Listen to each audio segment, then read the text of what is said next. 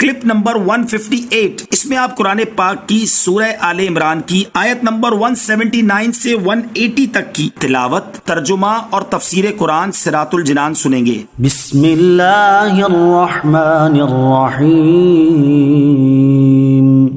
ترجمہ، اللہ کے نام سے شروع جو نہایت مہربان رحمت والا ہے۔ ما كان الله ليذر المؤمنين على ما أنتم عليه حتى يميز الخبيث من الطيب وما كان الله ليطلعكم على الغيب ولكن الله يجتبي من رسله من يشاء فآمنوا بالله ورسله وإن تؤمنوا وتتقوا فلكم أجر عظيم۔ ترجمہ، اللہ کی یہ شان نہیں کہ مسلمانوں کو اس حال پر چھوڑے جس پر ابھی تم ہو، جب تک وہ ناپاک کو پاک سے جدا نہ کر دے۔ اور اے عام لوگوں، اللہ تمہیں غیب پر مطلع نہیں کرتا، البتہ اللہ اپنے رسولوں کو منتخب فرما لیتا ہے جنہیں پسند فرماتا ہے۔ تو تم اللہ اور اس کے رسولوں پر ایمان لاؤ، اور اگر تم ایمان لاؤ اور متقی بنو تو تمہارے لیے بہت بڑا اجر ہے۔ ما كان الله ليذر المؤمنين على ما انتم عليه، اللہ کی یہ شان نہیں کہ مسلمانوں کو اس حال پر چھوڑے جس پر ابھی تم ہو۔ اس آیت کا خلاصہ یہ ہے کہ اے صحابہ رضی اللہ تعالی عنہم، یہ حال نہیں رہے گا کہ منافق و مومن ملے جلے رہیں، بلکہ عنقریب اللہ عز و جل اپنے رسول صلی اللہ تعالی علیہ وآلہ وسلم کے ذریعے مسلمانوں اور منافقوں کو جدا جدا کر دے گا۔ اس آیت مبارکہ کا شان نزول کچھ اس طرح ہے کہ تاجدار رسالت صلی اللہ تعالی علیہ وآلہ وسلم نے فرمایا کہ میری امت کی پیدائش سے پہلے جب میری امت مٹی کی شکل میں تھی، اس وقت وہ میرے سامنے اپنی صورتوں میں پیش کی گئی، جیسا کہ حضرت آدم علیہ السلام پر پیش کی گئی، اور مجھے علم دیا گیا کہ کون مجھ پر ایمان لائے گا اور کون کفر کرے گا۔ یہ خبر جب منافقین کو پہنچی تو انہوں نے استہزاء کے طور پر کہا کہ محمد مصطفیٰ صلی اللہ تعالی علیہ وآلہ وسلم کا گمان ہے کہ وہ یہ جانتے ہیں کہ جو لوگ ابھی پیدا بھی نہیں ہوئے ان میں سے کون ان پر ایمان لائے گا اور کون کفر کرے گا، جبکہ ہم ان کے ساتھ رہتے ہیں اور وہ ہمیں پہچانتے نہیں۔ اس پر حضور سید المرسلین صلی اللہ تعالی علیہ وآلہ وسلم منبر پر کھڑے ہوئے اور اللہ تعالیٰ کی حمد و ثنا کے بعد فرمایا، ان لوگوں کا کیا حال ہے جو میرے علم میں طعن یعنی اعتراض کرتے ہیں۔ آج سے قیامت تک جو کچھ ہونے والا ہے اس میں سے کوئی چیز ایسی نہیں ہے جس کا تم مجھ سے سوال کرو اور میں تمہیں اس کی خبر نہ دے دوں۔ حضرت عبداللہ بن حذافہ سہمی رضی اللہ تعالی عنہ نے کھڑے ہو کر کہا، یا رسول اللہ صلی اللہ تعالی علیہ وآلہ وسلم، میرا باپ کون ہے؟ ارشاد فرمایا، حذافہ۔ پھر حضرت عمر رضی اللہ تعالی عنہ نے کھڑے ہو کر عرض کی، یا رسول اللہ صلی اللہ تعالی علیہ وآلہ وسلم، ہم اللہ عز و جل کی ربوبیت پر راضی ہوئے، اسلام کے دین ہونے پر راضی ہوئے، قرآن کے امام و پیشوا ہونے پر راضی ہوئے، آپ صلی اللہ تعالی علیہ وآلہ وسلم کے نبی ہونے پر راضی ہوئے، ہم آپ علیہ الصلوۃ والسلام سے معافی چاہتے ہیں۔ تاجدار رسالت صلی اللہ تعالی علیہ وآلہ وسلم نے فرمایا، کیا تم باز آؤ گے؟ پھر ممبر سے اتر آئے۔ اس پر اللہ تعالیٰ نے یہ آیت نازل فرمائی۔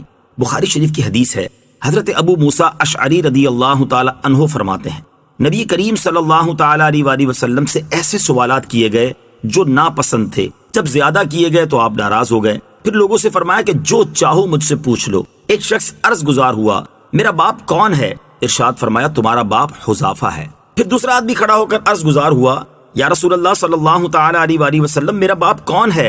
ارشاد فرمایا، سالم مولا شیبہ ہے۔ جب حضرت عمر فاروق رضی اللہ تعالیٰ عنہ نے آپ کے چہرہ انور کی حالت دیکھی تو عرض کی، یا رسول اللہ صلی اللہ تعالی علیہ وسلم، ہم اللہ کی طرف توبہ کرتے ہیں۔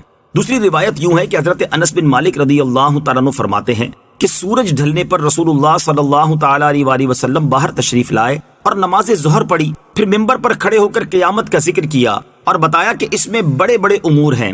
پھر فرمایا، جو کسی چیز کے بارے میں مجھ سے پوچھنا چاہتا ہو تو پوچھ لے، اور تم مجھ سے کسی چیز کے بارے میں نہیں پوچھو گے مگر میں تمہیں اس کی جگہ بتا دوں گا۔ بس لوگ بہت زیادہ روئے اور آپ علیہ الصلوۃ والسلام بار بار فرماتے رہے کہ مجھ سے پوچھ لو۔ حضرت عبداللہ بن حذافہ سہمی رضی اللہ تعالیٰ عنہ کھڑے ہو کر عرض گزار ہوئے، میرا باپ کون ہے؟ ارشاد فرمایا، تمہارا باپ حذافہ ہے۔ پھر آپ علیہ الصلوۃ والسلام بار بار فرماتے رہے کہ مجھ سے پوچھ لو۔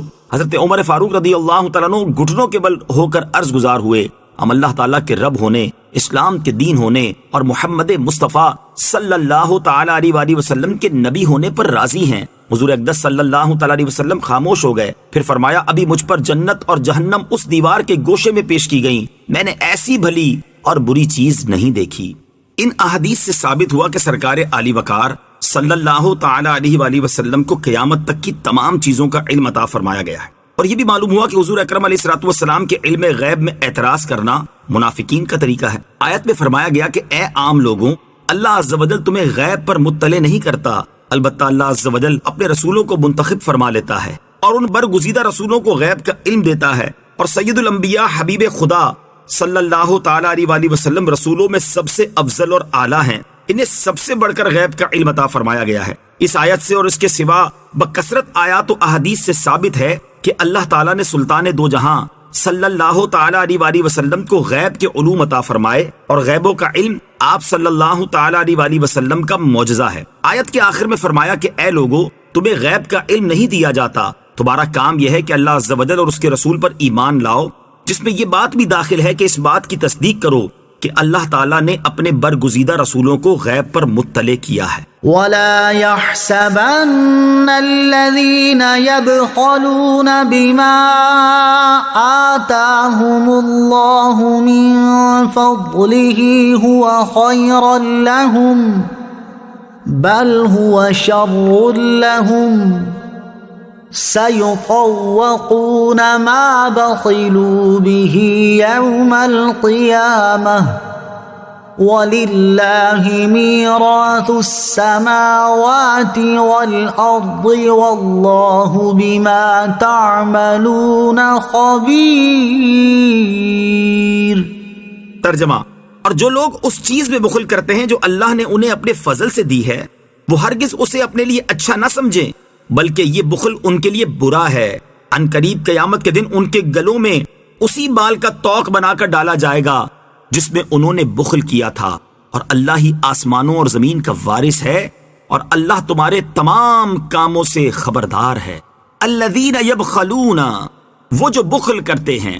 اس آیت میں اللہ تعالیٰ کی راہ میں مال خرچ کرنے میں بخل کرنے والوں کے بارے میں شدید وعید بیان کی گئی ہے، اور اکثر مفسرین نے فرمایا کہ یہاں بخل سے زکوٰۃ کا نہ دینا مراد ہے۔